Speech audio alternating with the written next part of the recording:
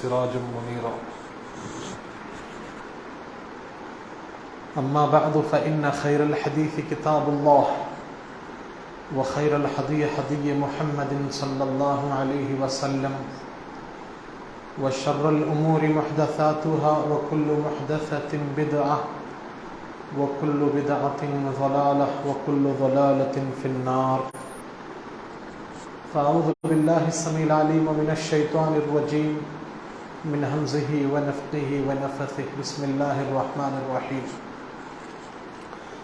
يا أيها الناس اتقوا ربكم الذي خلقكم من نفس واحدة وخلق منها زوجها وبث منهما رجالا كثيرا ونساء واتقوا الله الذي تساءلون به والأرحام إن الله كان عليكم رقيبا. يا أيها الذين آمنوا اتقوا الله حق تقاته ولا تموتن إلا وأنتم مسلمون. يا أيها الذين آمنوا اتقوا الله وقولوا قولا سديدا يصلح لكم أعمالكم ويغفر لكم ذنوبكم ومن يطع الله ورسوله فقد فاز فوزا عظيما. وقال عز وجل يؤتي الحكمة من يشاء ومن يؤت الحكمة فقد أوتي خيرا كثيرا. جملہ قسم کی تعریف اللہ رب العالمین کے لیے زیبا ہے، جو میرا اور آپ کا خالق، مالک، پروردگار اور پالنہار ہے. درود و سلام کا نزول ہو تمام انبیاء علیہ السلام پر، خصوصاً میرے اور آپ کے نبی خاتم النبیین خاتم المرسلین رحمت للعالمین محمد رسول اللہ صلی اللہ علیہ وسلم پر.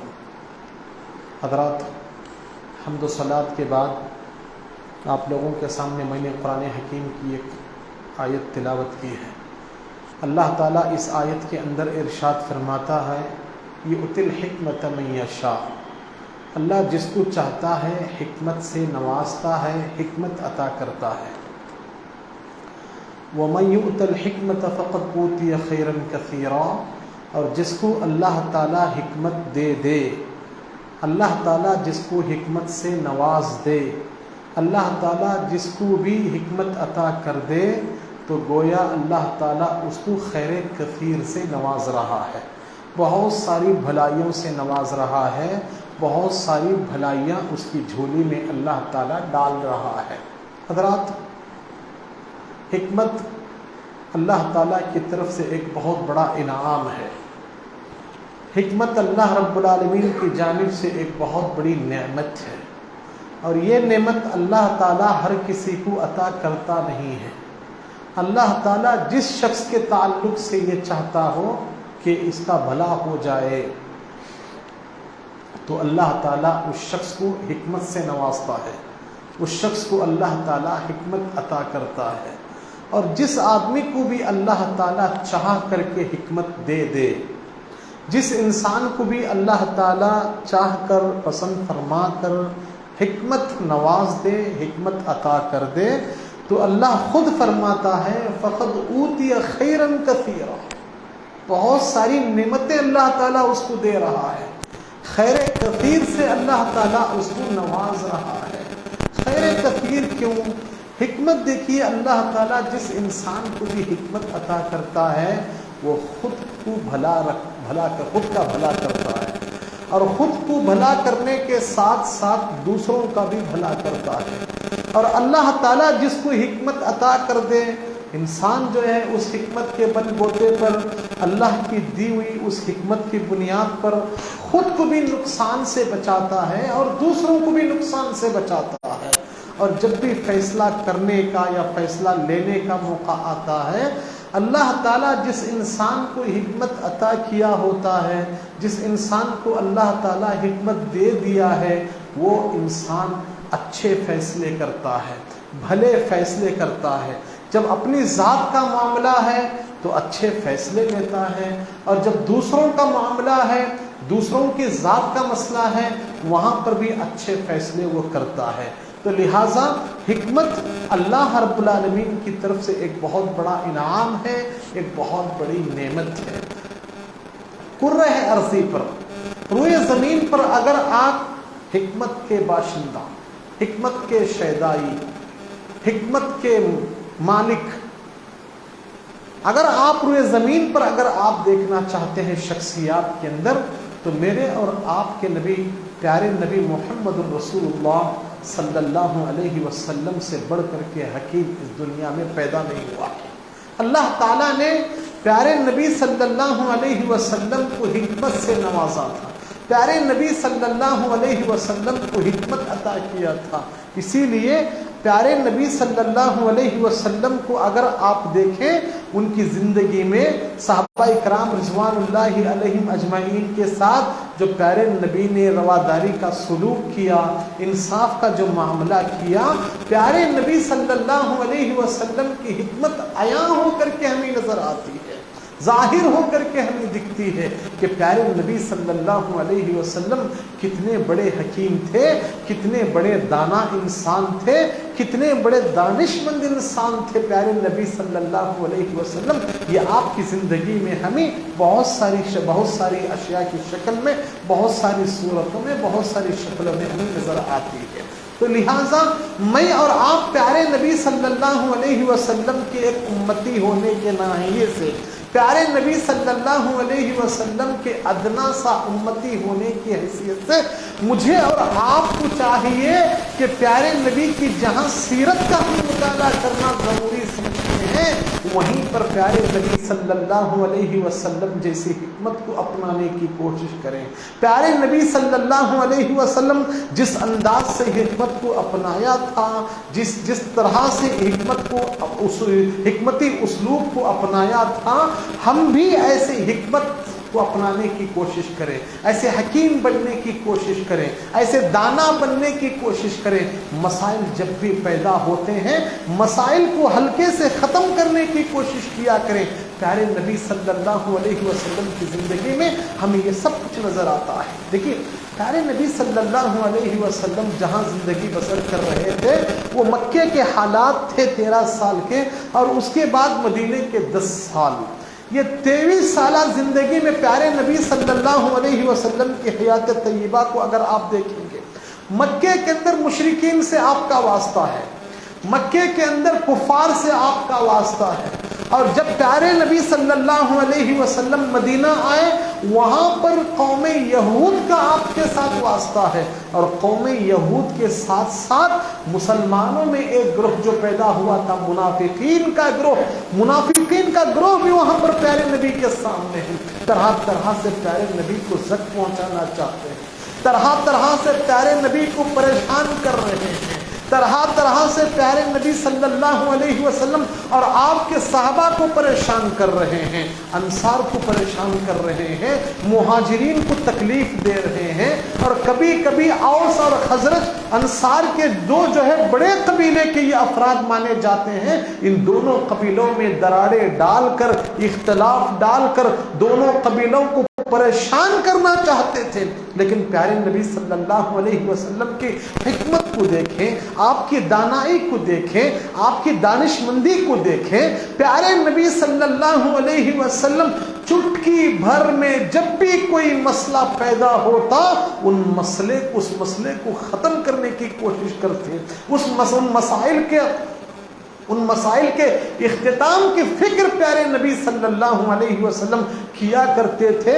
اسی لیے منافقین جتنے بھی چالے چلے، قوم یہود جتنی بھی سازشیں کر لے، اور ادھر مکہ کے اندر کفار و مشرکین جتنی بھی پلاننگ اور جتنے بھی منصوبے پیارے نبی صلی اللہ علیہ وسلم کے تعلق سے کر لے، کبھی وہ اپنے منصوبے میں کامیاب نہیں ہو پا رہے ہیں۔ اور مدینے کے اندر جو قوم یہود ہیں اور جو منافقین ہیں، وہاں پر بھی پیارے نبی صلی اللہ علیہ وسلم کی حکمت کے سامنے، آپ علیہ الصلوۃ والسلام کی دانش مندی کے سامنے، آپ علیہ علیہ الصلوۃ والسلام کی حکیمانہ فیصلوں اور حکیمانہ باتوں کے مقابلے میں کبھی جو ہے منافقین کامیاب نہ ہو سکے اور کبھی جو ہے قوم یہود بھی کامیاب نہ ہو سکے۔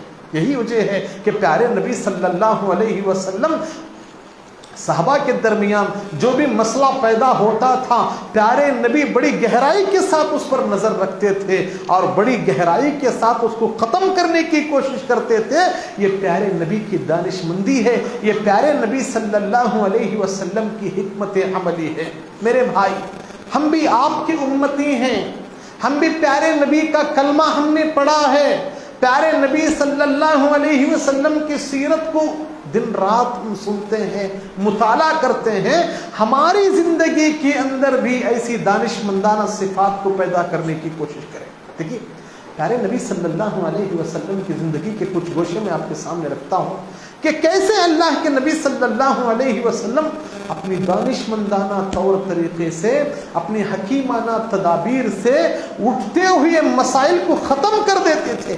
پیارے نبی صلی اللہ علیہ وسلم اچھی طرح جانتے تھے اپنی حکیمانہ باتوں سے، اپنے حکیمانہ نگاہوں سے، اپنا حکیمانہ افکار سے، اپنے حکیمانہ خیالات سے، اپنے حکیمانہ تدابیر سے کہاں کس کو دبانا ہے، کہاں کس کے ذریعے سے کہلوانا ہے، کہاں کس کو کہاں ختم کرنا ہے، کہاں کون سی بات کو جڑ سے اکھاڑنا ہے۔ پیارے نبی صلی اللہ علیہ وسلم ان ساری باتوں کو اچھی طرح سے جانتے تھے۔ اللہ رب العالمین نے آپ کو حکمت کی تعلیم دی تھی۔ پیارے نبی صلی اللہ علیہ وسلم نے اللہ رب العالمین نے پیارے نبی صلی اللہ علیہ وسلم کو حکمت کی نعمت سے مالا مال کیا تھا۔ یہی وجہ ہے کہ لاکھ دشمن رہنے کے باوجود، لاکھ اعداء رہنے کے باوجود، لاکھ حریف رہنے کے باوجود، لاکھ مخالفین کی ٹولیاں رہنے کے باوجود پیارے نبی صلی اللہ علیہ وسلم کو کسی بھی میدان میں شکست دینے کی جسارت نہ کر سکتے تھے۔ یہی وجہ ہے کہ اللہ کے نبی علیہ الصلوۃ والسلام حکمت کی تعلیم دیتے تھے اور خود بھی حکمت کے ساتھ مسائل کو ختم کرنے کی کوشش کرتے تھے۔ ہمارے یہاں کیا ہوتا ہے، مسائل ہم پیدا کرتے ہیں، مسائل الجھتے جاتے ہیں، مسائل سلجھنے کے بجائے مسائل اور بڑھتے جاتے ہیں، چاہے وہ میری بات ہو، چاہے وہ آپ کی بات ہو، چاہے ہمارے گھریلو مسائل ہو، چاہے وہ ہمارے مدارس اور مساجد کے مسائل ہو، چاہے وہ ہمارے انفرادی مسائل ہو، چاہے وہ ہمارے اجتماعی مسائل ہو، چاہے ہمارے دوست و احباب کے مسائل ہو، چاہے وہ ہمارے چاہنے والوں کے مسائل ہو یا حریف کے مسائل ہو، جو ہمارے دشمن ہیں، جو ہمارے مخالفین ہیں، چاہے ہمارے اور ہمارے مخالفین کے درمیان جو مسائل ہیں، چاہے وہ مسائل ہو، ہمیشہ ہم مسائل کو بڑھانا چاہتے ہیں، مسائل کو الجھانا چاہتے ہیں، مسائل کو ختم کرنے کی فکر ہمارے اندر بہت کم ہے۔ ہم کوشش یہ کرنا ہے، مسائل تو پیدا ہوتے ہیں اور ہوتے رہیں گے، میری اور آپ کی کوشش یہ ہے کہ ان مسائل کو ختم کیا جائے، ایسے مسائل کو ختم کیا جائے، ایک لخت اس کو جو ہے ختم کیا جائے، جڑ سے اکھاڑ دیا جائے ان مسائل کو۔ پیارے نبی صلی اللہ علیہ وسلم کیسے کیسے مسائل کے ساتھ پیارے نبی نے مقابلہ کیا ہے، اور پیارے نبی صلی اللہ علیہ وسلم کو جب بھی محسوس ہو جاتا کہ یہاں کوئی مسئلہ پیدا ہو رہا ہے، یہاں کوئی مسئلہ پیدا ہو رہا ہے، فوراً اللہ کے رسول ان مسائل کو ختم کرنے کی فکر کرتے تھے، فوراً اللہ کے رسول ختم کرنے کی کوشش کرتے تھے۔ دیکھیے غزوہ حنین ہوا، غزوہ حنین کے بعد جو مال غنیمت آیا، ان مال غنیمت کو پیارے نبی صلی اللہ علیہ وسلم نے مہاجر صحابہ میں تقسیم کر دیا، مہاجر صحابہ میں تقسیم کر دیا، انصار کو کچھ نہیں دیا۔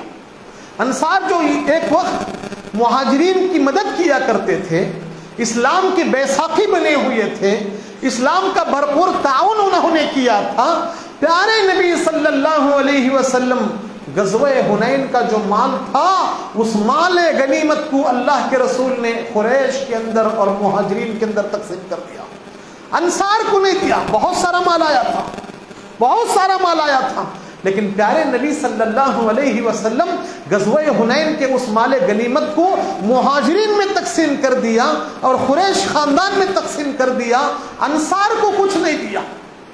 سعد بن عبادہ رضی اللہ تعالی عنہ بھاگے بھاگے پیارے نبی صلی اللہ علیہ وسلم کے پاس آئے اور اللہ کے نبی علیہ الصلوۃ والسلام سے عرض کیا، اللہ کے رسول، آپ مال حنین کے مال غنیمت جو ہے اس مال غنیمت کو صرف آپ مہاجر صحابہ کو دیا، مکے کے صحابہ کو دیا، اور آپ کے خاندان قریش خاندان میں اس کو تقسیم کیا اور انصار سے اس کو محروم کر دیا، اس لیے اللہ کے رسول انصاری لوگ ناراض ہو گئے ہیں آپ سے، پورے کے پورے ناراض ہو گئے ہیں، ایک دو صحابی کی بات نہیں، پورے کے پورے انصاری صحابی ناراض ہو گئے ہیں۔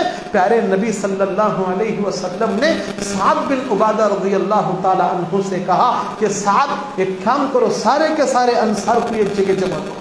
دیکھیے مسئلہ پیدا ہو رہا ہے، مال غنیمت نہ دینے کی وجہ سے، مال غنیمت سے انصاری صحابہ کو محروم کرنے کی وجہ سے پیارے نبی صلی اللہ علیہ وسلم سے صحابہ اکرام ناراض ہو گئے ہیں، اور یہ خبر جیسے ہی اللہ کے نبی کو معلوم ہوئی کہ اللہ کے رسول صلی اللہ علیہ وسلم سے وہ لوگ ناراض ہیں، اللہ کے نبی خاموش نہیں رہے اور اس کو یوں ہی جانے بھی نہیں دیا، فوراً اٹینشن ہو گئے، فوراً چوکنا ہو گئے، اپنی دانشمندانہ طریقے سے، اپنی دانشمندانہ کردار سے، اپنا حکیمانہ منصوبے سے فوراً سعد بن عبادہ سے کہا کہ سعد جاؤ سارے انصار کو ایک جگہ جمع کرو۔ سارے انصار کو ایک جگہ جمع کیا گیا اور پیارے نبی صلی اللہ علیہ وسلم وہاں گئے، سارے کے سارے انصار بیٹھے ہوئے تھے۔ پیارے نبی نے سب سے پہلے حمد و صلات کی، اللہ کی حمد بیان کی، اور اس کے بعد انصاری صحابہ سے پیارے نبی نے کہا کہ انصار صحابیوں، مجھے معلوم ہوا ہے کہ حنین کے مال غنیمت سے آپ کو محروم کرنے کی وجہ سے آپ ناراض ہو گئے ہیں، آپ جو ہے مجھ سے ناراض روٹ گئے ہیں۔ پیارے نبی صلی اللہ علیہ وسلم نے اس کے بعد انصاری صحابہ سے کہا کہ اے انصاری صحابیوں، آپ کو معلوم ہونا چاہیے کہ آپ گمراہ تھے، میرے ذریعے سے اللہ نے آپ کو ہدایت دی، آپ جو ہے کنگال تھے، فقیر تھے، خلاج تھے، اللہ رب العالمین نے میرے ذریعے سے آپ کو مالدار کیا، انہی مال غنیمت کے ذریعے سے اللہ نے آپ لوگوں کو مالا مال کر دیا ہے۔ اور اس کے بعد پیارے نبی صلی اللہ علیہ وسلم نے انصاری صحابہ سے مخاطب ہوتے ہوئے کہا، اے میرے انصاری صحابیوں، میں نے تم کو محروم اس لیے کیا، میں تم کو محروم اس لیے کیا کہ مجھے تمہارے عقیدے پر یقین تھا، تمہارے ایمان پر مجھے یقین تھا، تمہارے کردار پر مجھے یقین تھا، تمہارے اسلام پر مجھے یقین تھا، اس لیے میں تم کو اس سے محروم کیا۔ اور مکے کے وہ صحابہ کو میں نے اس لیے دیا کہ مال دینے سے شاید ان لوگوں کے اندر ایک طرح کا استقامت پیدا ہو جائے، ایک طرح کی استقامت پیدا ہو جائے، ٹھوس حوصلہ اس کے اندر پیدا ہو جائے، مضبوط اور مستحکم حوصلہ ان کے اندر پیدا ہو جائے، ایمان پر جو ہے ثابت قدمی سے وہ لوگ رہے۔ اس وجہ سے میں ان لوگوں کو عطا کیا ہے، اس لیے میں ان لوگوں کو نوازا ہے مال غنیمت سے، اور میں نے تم کو اس لیے محروم کیا ہے کہ مجھے تمہارے عقیدے پر ایمان گارنٹی ہے، تمہارے ایمان پر مجھے یقین ہے، تمہارے وشواس اور عقیدے پر مجھے بھروسہ ہے، اس لیے میں تم کو محروم کیا ہوں۔ اس کے بعد پیارے نبی محمد الرسول اللہ صلی اللہ علیہ وسلم نے انصاری صحابہ سے کہا کہ اے میرے انصاری صحابیوں، تو کیا تم یہ پسند نہیں کرتے ہو کہ لوگ اپنے گھروں کو اونٹ، بکریاں، گائے، مال اور دولت لے کر کے جائیں، اور تم اللہ اور اس کے رسول کو اپنے گھروں کو لے کر کے جائیں، تم اللہ اور اس کے رسول کو اپنے گھر لے کر کے جائیں۔ پیارے نبی صلی اللہ علیہ وسلم یہ اٹھتا ہوا، ایک سلجھتا ہوا مسئلہ جب پیارے نبی کے سامنے آیا، فوراً ختم کرنے کی کوشش کر رہے ہیں۔ یہ کن کی چال بازی تھی، یہ کن کی مکاری تھی، یہ منافقین کی مکاری تھی۔ منافق یہ چاہتے تھے کہ یہ اوس اور مہاجرین اور انصار کے درمیان عداوتوں کی دیوار کھڑی ہو جائے اور دونوں نفرتوں کی آگ میں جلے، یہ چاہتے تھے منافقین، اور اسی وجہ سے یہ شوشہ انصار کے صفوں میں چھوڑ دیا تھا۔ پیارے نبی صلی اللہ علیہ وسلم انصار کے محلے میں جا کر، انصار کے علاقے میں جا کر اس طرح کی گفتگو کی اور مسائل کو ختم کرنے کی پوری کوشش کی۔ اس کے بعد پیارے نبی محمد رسول اللہ صلی اللہ علیہ وسلم نے انصاری صحابہ سے کہنے لگے، لولا الحجرہ لکنتم امرأ من الانصار، تم انصاری صحابہ ہو اور انصاری صحابہ کا بہت بڑا مقام ہے، انصاری جماعت کی بہت بڑی اہمیت ہے، اگر ہجرت نہ ہوتی میں بھی اپنے آپ کو انصار میں اپنے آپ کو شامل کرنے کے لیے تیار ہوتا۔ ہجرت ایک بہت بڑی نیکی ہے، بہت بڑی صفت ہے، یہ ایک بہت بڑی بھلائی ہے، ایک بہت بڑا خیر کا کام ہے۔ اس لیے میں اپنے آپ کو انصاری ہونے کا دعویٰ نہیں کر سکتا، وہ خیال نہیں کر سکتا۔ اس لیے پیارے نبی صلی اللہ علیہ وسلم نے اس کے بعد انصاری صحابہ سے کہنے لگے لو سلک الناس وادیا لو سلک الانصار وادیا لسلکت وادی الانصار۔ پیارے نبی صلی اللہ علیہ وسلم نے ان انصاری صحابہ سے کہا کہ لوگ ایک راستے پر چل رہے ہیں اور ایک راستہ ہے کہ اس راستے پر انصاری صحابہ چل رہے ہیں۔ پیارے نبی اپنے تعلق سے کہتے ہیں میں لوگوں کی راہ کو ترک کر کے، لوگوں کے راستے کو چھوڑ کر کے انصار جس راستے پر جا رہے ہیں اس راستے پر میں اپنے آپ کو چلنے کے لیے مجبور کرتا ہوں، پسند کرتا ہوں۔ یہ ساری باتیں پیارے نبی صلی اللہ علیہ وسلم نے انصاری صحابہ کے سامنے بیان کی۔ صحابی رسول بیان کرتے ہیں پیارے نبی کے یہ الفاظ سن کر، پیارے نبی صلی اللہ علیہ وسلم کے اس کردار کو دیکھ کر صحابہ رونے لگے، صحابہ رونے لگے۔ اس کے بعد آخر میں پیارے نبی صلی اللہ علیہ وسلم نے کہا اللہم ارحم الانصار، اللہم ارحم ابناء الانصار، اللہم ارحم ابناء الانصار۔ پیارے نبی صلی اللہ علیہ وسلم نے اللہ سے دعا کی کہ اے اللہ انصار پر رحم فرما اور ان کی انصار کی اولاد پر رحم فرما اور ان کی اولاد کی اولاد پر اللہ رحم فرما۔ جیسے ہی پیارے نبی صلی اللہ علیہ وسلم نے کچھ دیر گفتگو کی اور اسی گفتگو کے اندر یہ سارے نکات کو پیارے نبی نے پیش کیا، سارے انصاری صحابہ اٹھ کھڑے ہو کر کے کہا رضینا یا رسول اللہ، رضینا یا رسول اللہ، اللہ کے رسول ہم آپ کے فیصلے پر راضی ہیں۔ اللہ کے رسول، دیکھا آپ نے تھوڑی دیر پہلے کیا ایک مسئلہ اٹھا تھا اور پیارے نبی صلی اللہ علیہ وسلم نے اس مسئلے کو بھانپ لیا اور فوراً ختم کرنے کی کوشش کی، فوراً ختم کرنے کی کوشش کی۔ میں اور آپ اسی نبی کا کلمہ پڑھنے والے ہیں، میرے اور آپ کے یہ سچے نبی ہیں جن کی سیرت ہم دن میں کئی مرتبہ سنتے اور پڑھتے ہیں۔ ہمارے اندر بھی ایسا حکیمانہ تدابیر پائے جائیں، ہمارے اندر ایسے حکیمانہ تدابیر کو پیدا کرنے کی ہم کوشش کریں۔ مسئلے پیدا ہوتے ہیں، میاں بیوی میں مسئلہ پیدا ہوتا ہے، باپ بچوں میں مسئلے پیدا ہوتے ہیں، بھائی بھائی میں پراپرٹی کے مسائل پیدا ہوتے ہیں، بہن بھائی میں مسائل پیدا ہوتے ہیں۔ بجائے ان مسائل کو طول دینے کے بجائے سیرت نبوی ہمیں یہ تعلیم دیتی ہے کہ جتنا جلد ہو سکے ان مسائل کو ختم کرنے کی کوشش کرو، اس مسئلے کو ختم کرنے کی کوشش کرو، چاہے وہ مسئلہ کیسا بھی کیوں نہ ہو، کیسا بھی مسئلہ کیوں نہ ہو، چاہے وہ انفرادی تعلق رکھتا ہو میری ذات سے یا اجتماعی تعلق رکھتا ہو، چاہے وہ ہمارا گھر کا مسئلہ ہو، چاہے وہ ہمارے خاندان کا مسئلہ ہو، چاہے وہ ہمارے پارٹنر کا مسئلہ ہو، چاہے ہم میاں بیوی کا مسئلہ ہو، بچوں کا مسئلہ، کوئی بھی مسئلہ ہو، جب بھی پیدا ہوتا ہے مسئلے کو سمجھنے کی کوشش کریں، مسائل کو پرکھنے کی کوشش کریں اور مسائل کو ختم کرنے کی کوشش کریں۔ یہ پیارے نبی صلی اللہ علیہ وسلم کی سیرت میں یہ تعلیم دیتی ہے۔ غزوہ حنین کی واپسی ہوئی، دیکھیے اللہ کے رسول کتنے دانشمند تھے، کیسے حکیمانہ تدبیر اور کیسے حکیمانہ اسلوب کو اپناتے تھے اور اپنے حکیمانہ اسلوب سے صحابہ کے اندر کیسے رحمت بنے ہوئے تھے۔ مسائل ان کے اندر بھی پیدا ہوتے تھے، آج ہمارے اندر بھی پیدا ہوتے ہیں، ہاں ہمارے اندر بھی پیدا ہو رہے ہیں۔ فرق یہ ہے کہ ان کے اندر جو ہے ایک حکیمانہ شخصیت موجود تھی، آج ہمارے اندر حکیمانہ شخصیت نظر نہیں آتی۔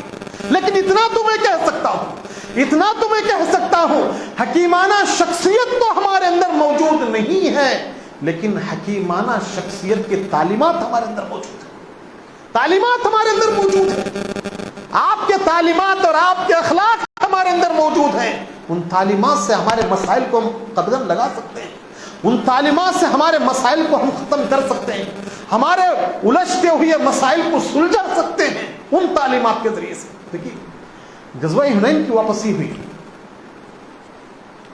جنگ ختم کر لے کے جا رہے تھے، راستے میں ایک جگہ صحابہ اکرام رضوان اللہ علیہ مجمعین پڑاؤ ڈالے، جہاں پانی ہوتا تھا وہاں رکتے تھے صحابہ اکرام، ایک جگہ رکے۔ راستے میں جیسے ہی ایک جگہ رکنا پڑا اور سارے کے سارے لوگ ڈیرے ڈال دیے رکنے کے لیے، ایک دن دو دن وہاں پر رکنا۔ پانی کا جو علاقہ تھا، پانی کا جہاں گڑھا تھا، پانی کے گڑھے کے پاس دو صحابہ، ایک انصاری اور ایک مہاجر کے درمیان جھگڑا ہو گیا۔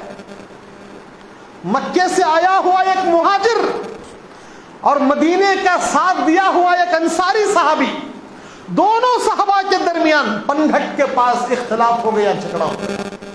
جیسے ہی جھگڑا ہوا مہاجر صحابی تھے، مہاجر صحابی نے اپنے مہاجر بھائیوں کو بلایا، یا اہل المہاجرین، اور ادھر انصاری جو صحابی تھے وہ انصاری صحابی یا اہل الانصار کا نعرہ دیا۔ مہاجر صحابی اپنے بھائیوں کو بلا رہے اور انصاری صحابی اپنے بھائیوں کو بلا رہے، قریب تھا کہ دونوں فوجوں سے، دونوں جماعتوں سے تلواریں نیام سے نکلتے۔ پیارے نبی محمد الرسول اللہ صلی اللہ علیہ وسلم کو معلوم ہوا کہ دو انصاری، یہ دو صحابہ، ایک انصاری اور مہاجر، دونوں اس طرح کے نعرے کے ذریعے سے وہاں پر جماعت کو اکٹھا کیا ہے، اور قریب ہے کہ دونوں جماعتیں مڑ بھیڑ ہو جائیں، دونوں آپس میں اختلاف کر لیں، دونوں آپس میں مڑ بھیڑ ہو جائے۔ پیارے نبی صلی اللہ علیہ وسلم کہیں دور تھے، جیسے ہی پیارے نبی کو معلوم ہوا تو خاموش نہیں بیٹھے، دیکھیے خاموش نہیں بیٹھے، فوراً بھاگ کے آئے، فوراً آئے پیارے نبی صلی اللہ علیہ وسلم۔ پہلے کے واقعے سے اور اس واقعے سے میں آپ کو یہ تعلیم دینا چاہتا ہوں، ہماری جماعت کے اندر، ہمارے معاشرے کے اندر، ہماری سماج کے اندر جب دو افراد، چار افراد، پانچ افراد اختلاف کی آگ میں جھلس رہے ہیں، کوئی دانہ ایسا ہو کہ فوراً وہاں جا کر کے مسئلے کو ختم کرنے کی کوشش کریں۔ ہم کیسے معلوم ہے؟ ہمیں کیا ضرورت پڑی ہے؟ ہم کیوں جائیں ان کے اس میں؟ ہمارا کیا ہے وہاں پر؟ ہم جا کے چپکے بدنام کیوں ہو؟ یہ فکر ایک مومنانہ فکر نہیں ہے، یہ تصور ایک مومنانہ تصور نہیں ہے۔ فوراً جہاں پر بھی کچھ اختلاف ہو رہا ہے، مسئلہ پیدا ہو رہا ہے، پیارے نبی کو معلوم ہوا، پیارے نبی صلی اللہ علیہ وسلم فوراً لب کے وہاں پر فوراً جانے کی کوشش کی، اور پیارے نبی صلی اللہ علیہ وسلم کو معلوم ہوا، یا اہل المہاجرین یا اہل الانصار کے ذریعے سے انہوں نے پکارا اپنی اپنی جماعتوں، اپنے اپنے بھائیوں کو۔ اللہ کے نبی علیہ الصلوۃ والسلام نے کیا کہا؟ دعوها فإنها منتنة۔ اللہ اکبر، اللہ اکبر۔ یا اہل المہاجر یا اہل الانصار، اللہ قرآن مجید کے اندر مہاجر اور انصار سے ان کو صحابہ کو پکار رہا ہے۔ کتنا مقدس القاب ہے یہ، کتنے پیارے القاب ہیں یہ، کتنے جاندار القاب ہیں یہ۔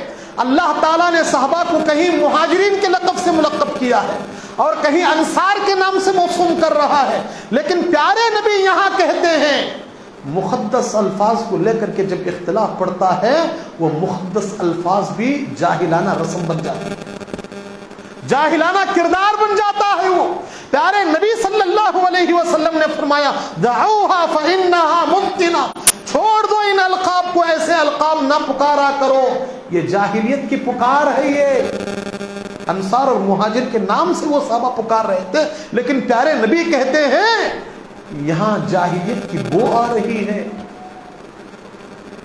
جاہلیت کی بو آ رہی ہے۔ کفار تھے، کفار کا نعرہ تھا، انصر اخاک ظالما او مظلوما، اپنے بھائی کی مدد کرو، ظالم رہے تو بھی مدد کرو، مظلوم رہے تو بھی مدد کرو۔ یہ کافروں کا نعرہ تھا، کافروں کی پکار تھی۔ زمانے جاہلیت کے اندر اس طرح کا رواج تھا، کافر کیا کرتے تھے؟ اپنے بھائی کی مدد کرتے تھے، چاہے ظالم رہے تو اس کے ساتھ مل کر کے مظلوم پر اور زیادہ ظلم کرتے تھے۔ تو پیارے نبی صلی اللہ علیہ وسلم نے یہی نعرہ دیا، انصر اخاک ظالما او مظلوما، اپنے بھائی کی مدد کرو، وہ ظالم ہو چاہے وہ مظلوم ہو۔ صحابہ نے کہا اللہ کے رسول، زمانے جاہلیت کے اندر اس طرح سے وہ لوگ پکارا کرتے تھے، اس طرح کا نعرہ دیا کرتے تھے، اس طرح کا تصور دیا کرتے تھے کہ تمہارا بھائی ظالم ہو یا مظلوم ہو اس کی مدد کیا کرو، لیکن پیارے نبی صلی اللہ علیہ وسلم نے نعرہ تو وہی دیا لیکن مفہوم الگ بتایا، اگر تمہارا بھائی ظالم ہے تو اس کو ظلم سے روکو، یہ اس کی مدد ہے، یہ اس کی مدد ہے، اگر مظلوم ہے تو اس کے ساتھ کھڑے ہو جاؤ۔ کتنا شاندار اور کتنا جاندار نعرہ تھا پیارے نبی صلی اللہ علیہ وسلم کی، اور کفار مکہ جو تعبیر دیا کرتے تھے اس تعبیر کی پیارے نبی علیہ الصلوۃ والسلام نے کتنی اخلاقانہ اور کتنا کریمانہ کردار پیش کیا۔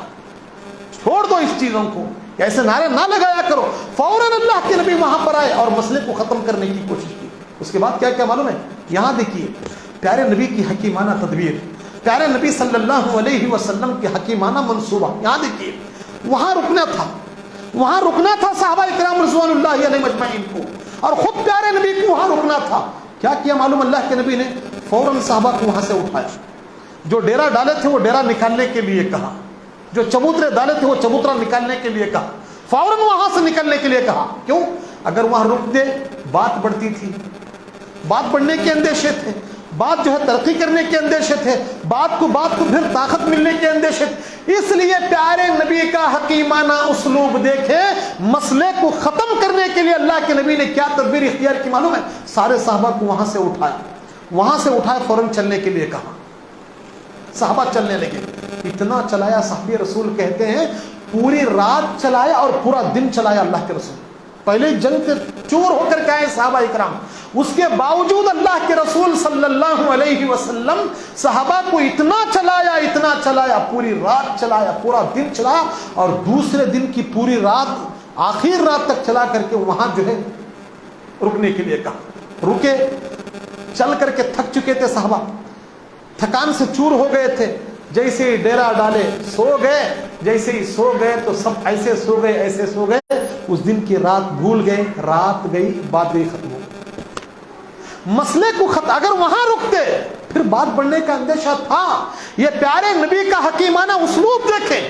جب بھی مسئلہ پیدا ہوتا ہے، جب بھی مسائل پیدا ہوتے ہیں، پیارے نبی صلی اللہ علیہ وسلم ان مسائل کو ایسے حل کرنے کی کوشش کرتے ہیں. نبی کہا پیارے نبی صلی اللہ علیہ وسلم کے دشمن بہت تھے. ہاں، مکے کے اندر کفار و مشرکین آپ کے دشمن، اور اس کے بعد مدینے کے اندر منافق آپ کے دشمن، قوم یہود آپ کے دشمن. میں اور آپ، میرا اور آپ کا نظریہ کیا ہے معلوم ہے؟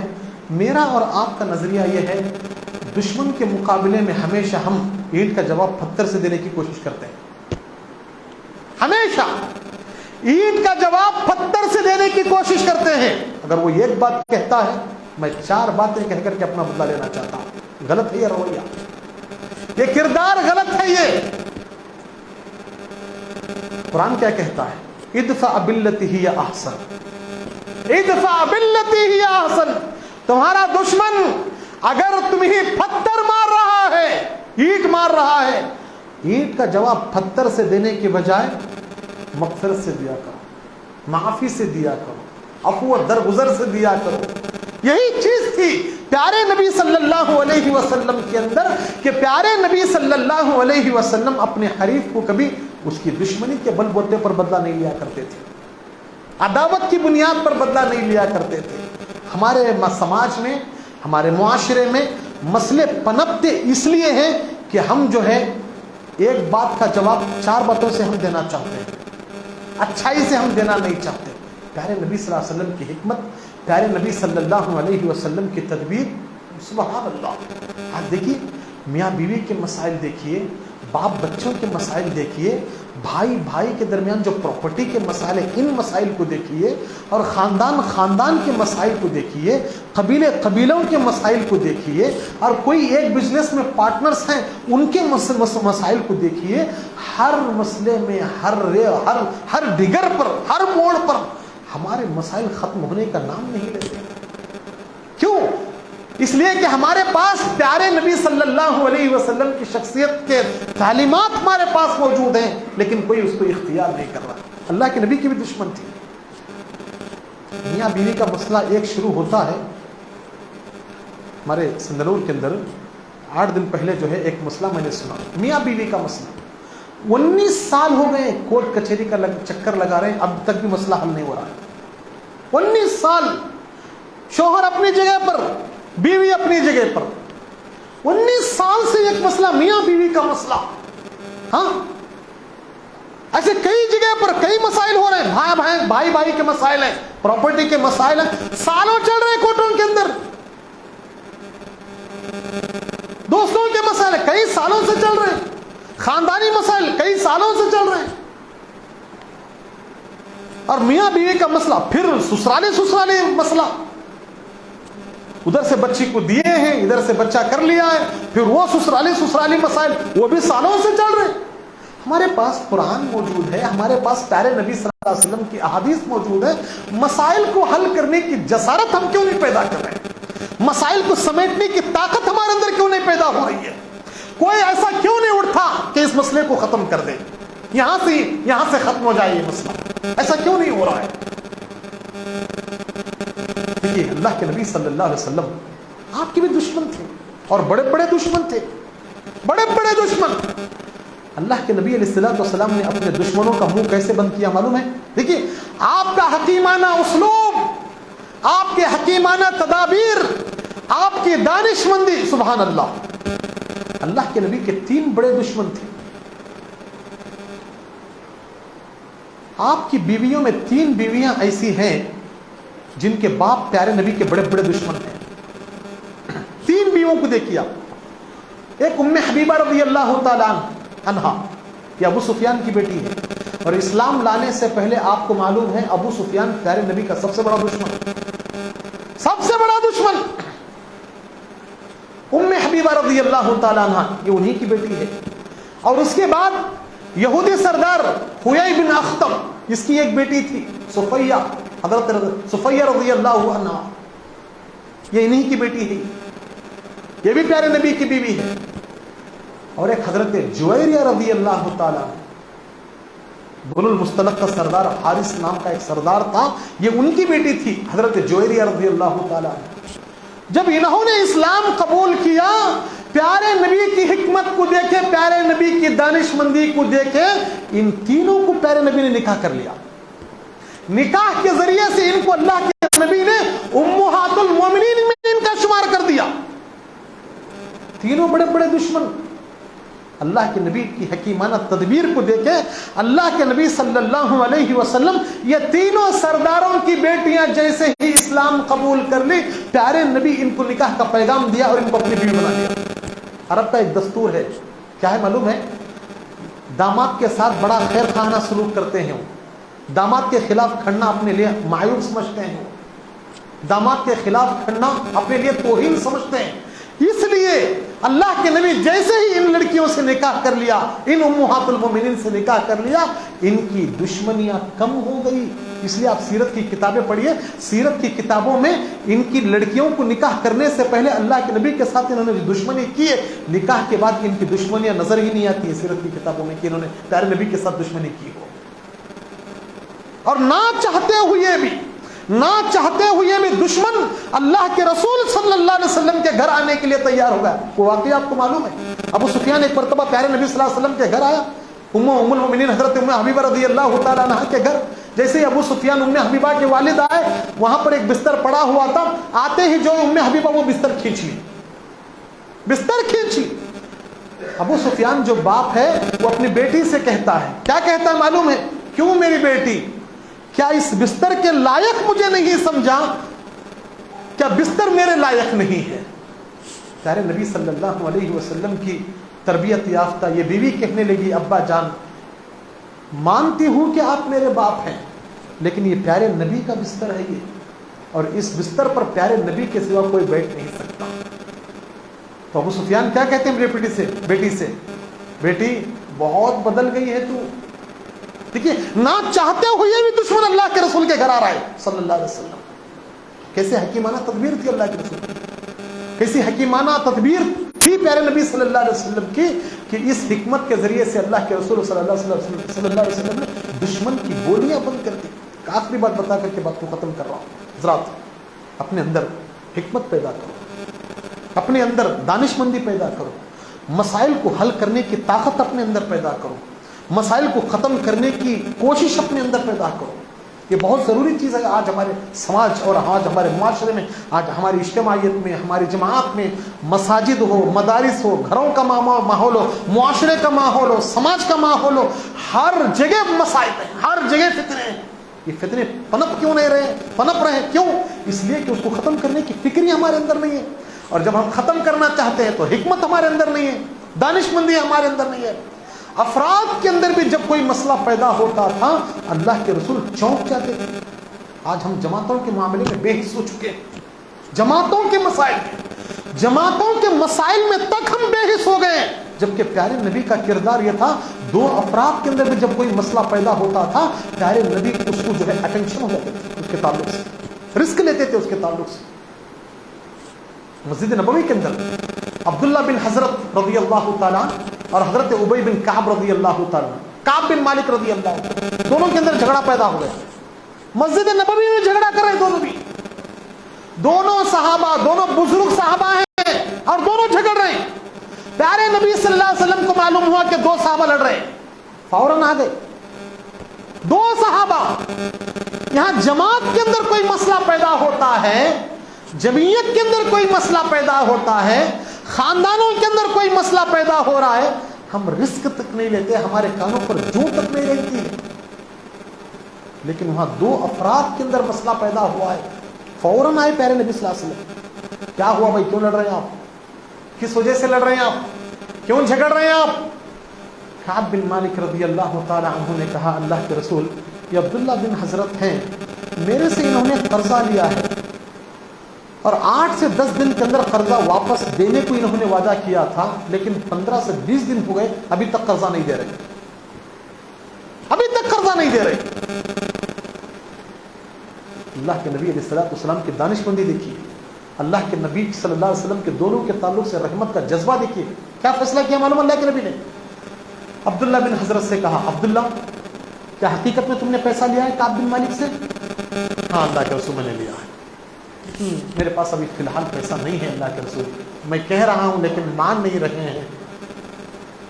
اللہ کے نبی علیہ الصلوۃ والسلام نے فیصلہ کیا، اگر چھوڑ دیے پھر دوسرے دن جھگڑیں گے، پھر جھگڑیں گے دوسرے دن۔ معاملہ اور مسئلہ جب حل کرنے کا مسئلہ آتا ہے تو ٹائم بھی نہیں دینا، یاد رکھیے آپ، فوراً حل کرنے کی کوشش کرنا۔